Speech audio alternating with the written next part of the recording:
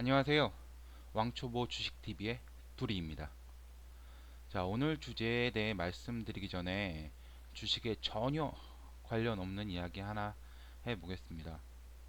전 카라 멤버 구하라 씨의 죽음 소식인데요.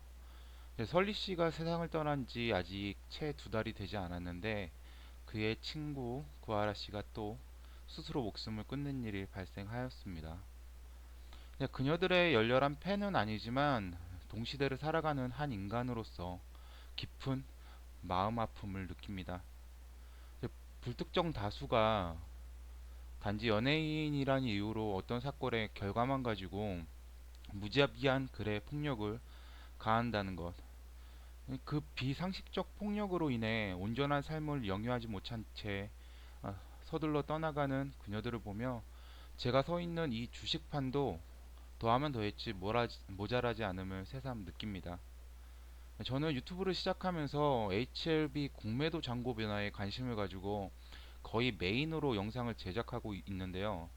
저 어느 종목 게시판도 마찬가지겠지만 주가가 하락세에 있으면 불특정 다수가 불특정 다수 특히 고점에 물려서 고통스러워하고 있는 그들에게 비수 같은 말들을 꽂곤 하지요. 매일같이 그럽니다. 정말 그들이 한강 가서 빠져 보란 듯이 그렇게 얘기를 하는데요. 이런 현실들이 정말 저는 정말 가슴이 아픕니다. 부자와 가난을 떠나 인간적으로 모두 융합될 수 있는 세상이 됐으면 하는 바람이 있고요. 그래서 오늘 제가 들고 온 비보존에 관해 이야기를 해보도록 하겠습니다. 요즘 HLB의 항암 신약 리보세라닙, SK 바이오팜의 뇌전증 신약 엑스코프리, 비보존의 비마약성 진통제 오피란제린이 제약 바이오 섹터에서 새로운 강자로 떠오르고 있습니다. HLB는 이미 상장되어서 현 주가에서 어디까지 오를지가 관건이라면 SK 바이오팜과 비보존은 상장 전의 회사들로 신약 개발에 성공으로 정규 시장으로 들어오려고 하고 있습니다. 자, 오늘은 이 세 회사들 중에 비보존에 관해서 꼭 알아야 하는 내용만 정말 간단히 말씀드려 보겠습니다. 자, 비보존은 현재 KOTC에서 장외 거래되고 있으면서 주가는 6만원 선이고요. 시총은 약 1조 6천억 정도가 됩니다. 비보존의 대표이사로는 이두현 씨가 재직 중에 있으며 최대 주주는 텔콘 제약입니다. 자, 이런 비보존에 자세히 알려고 하면 한도 끝도 없지만 꼭 알아야 하는 사항을 초간단히 정리해 보았습니다. 그 첫 번째는 관련 회사 및 주주 관계이고요. 두 번째는 비보존이 개발하고 있는 비마약성 진통제 오피란제린에 관한 내용입니다. 일단 비보존 관련주를 정리를 해보면은 현재 비보존은 현재 비상장 회사이고 최대 주주는 텔콘 RF 제약으로 되어 있습니다. 보유 지분은 23% 정도 보유하고 있고요. 그 다음은 대표이사 이두현 씨가 18% 정도 지분을 보유하고 있고요. 그리고 에스텍 파마가 7% 정도의 지분을 가지고 있습니다.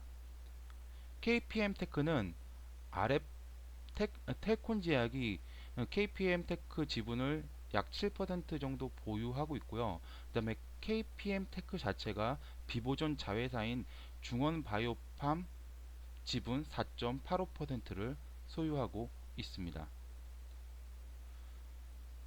그리고 한일진곡은 텔콘 지분을 6.25% 정도 가지고 있습니다.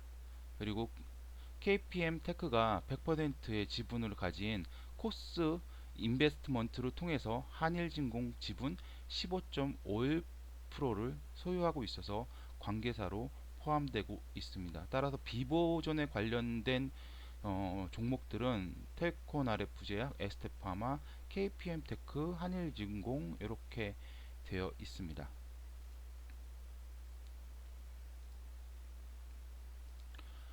이 표를 보시면은 좀 더 자세하게 나와 있는데 그 위에 간단하게 정리를 했으니 이거는 보조적으로 잘 보시면 됩니다.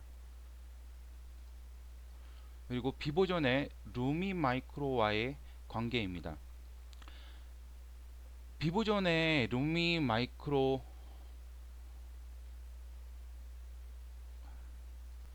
지분 매수가 있었는데요. 이제 루미 마이크로 대주주인 에스맥 주식회사의 지분과 그리고 오성 첨단 소재가 가진 지분을 비보존과 볼티아에 매각하면서 비보존과 볼티아가 루미 마이크로의 최대 주주가 되는 것인데요. 여기서 볼티아는 11월 13일 2019년 11월 13일 얼마 전에 신생된 회사로서요. 루미 마이크로 지분 매수의 목적으로 설립된 페이퍼 컴퍼니입니다. 그리고 볼티아의 대표는 비보존의 대표이사의 동생분이 대표를 하고 있습니다. 비보존의 루미마이크로 지분 매수의 이유는 코스닥 우회 상장을 위한 하나의 옵션으로 선택되어져 있습니다. 하지만 당장 우회 상장을 논하는 것은 아니고요. 어, 매각 절차가 어쨌든 차질 없이 잘 진행된다고 하면 이제 루미마이크로의 최대 주주는 비보존과 볼티아가 될 것입니다. 지금 비보존은 루미마이크로를 지분을 매수를 해가지고서는 당장 우회 상장을 하려고 하는 건 아니고 요 올해 기술 상장이 실패를 했기 때문에 혹시 또 다음에 또 실패를 하게 된다면 또 우회 상장이란 하나의 옵션을 두고서는 시도를 하려고서는 루미마이크로의 지분을 인수를 한 것입니다.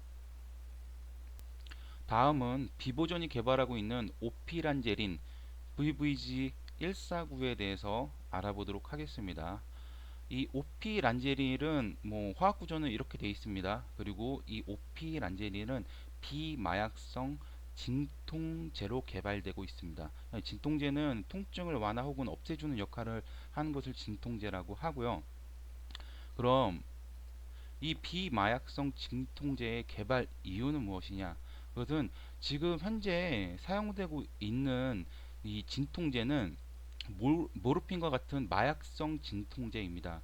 따라서 이것이 과다 복용되거나 아니면은 이것을 사용함으로써 환자들이 중독이 되게 되는데 이 과다 복용과 중독으로 인해서 환자가 자꾸자꾸 사망하는 사례가 빈번히 발생되고 있고 또 현재 미국에서 이 비마약성 마약성 진통제 중독과 과다 복용으로 사망하는 사건이 계속 늘어나고 있어요. 그래서 이 비마약성 진통제의 개발이 시급한 이유고요. 따라서 마약 성분이 아닌 진통제로 세계 최초로 개발 중인 비보존의 오피란제릴이 특히 주목을 받고 있습니다. 자, 오피란제린의 작용 메커니즘입니다. 이렇게 복잡하지만 여기 PNS, CNS가 나오는데 이게 페리페럴 러브 시스템이라고 해서 이제 말초신경계고요. 그 다음에 센트럴 러브 시스템이라고 해서 중추신경계인데요.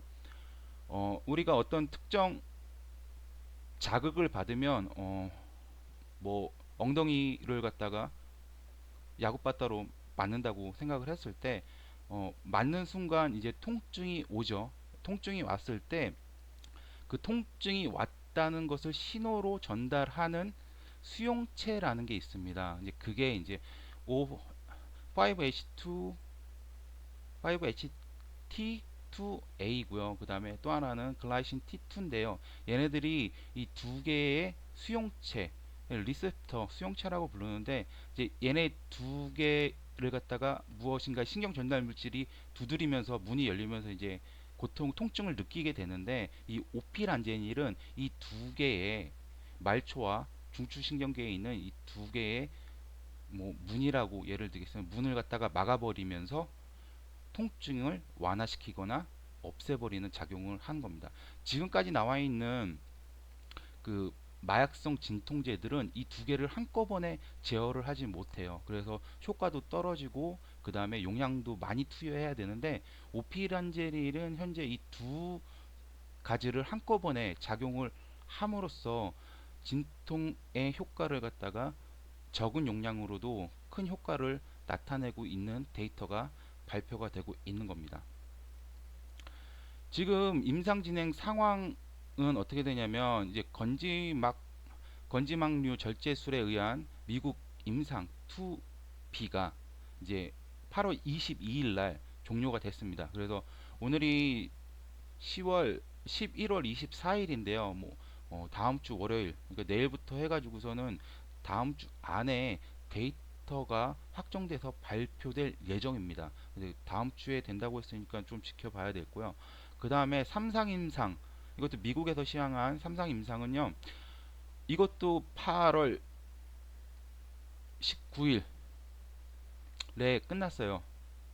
그리고 12월 중에 데이터를 발표를 하려고 하고 있습니다. 따라서 이 요번 주에 발표되는 이 임상이 잘 되면 거의 비슷한 형태로 진행되어진 이 3임상도 성공의 확률이 높아지게 됩니다. 그래서 첫 번째로 주목해야 되는 건 요번 주에 발표된 이 임상 내용입니다. 지금 제가 굉장히 간단하게 다 서술하고 끝냈는데요. 이것을 갖다가 말씀드리려고 봤던 참고 자료들입니다. 혹시 제 설명이 부족하거나 아니면 좀 자세히 알아야겠다 하시는 분은 이 참고 문헌을 갖다가 치고 들어가시면 되는데요. 제가 게시글 소개란에 이걸 다 사이트들을 갖다가 첨부를 해 놓겠습니다. 그럼 오늘도 시청해 주셔서 너무 감사드립니다. 도움이 되셨다면 구독과 좋아요 부탁드립니다. 좋은 밤 되십시오.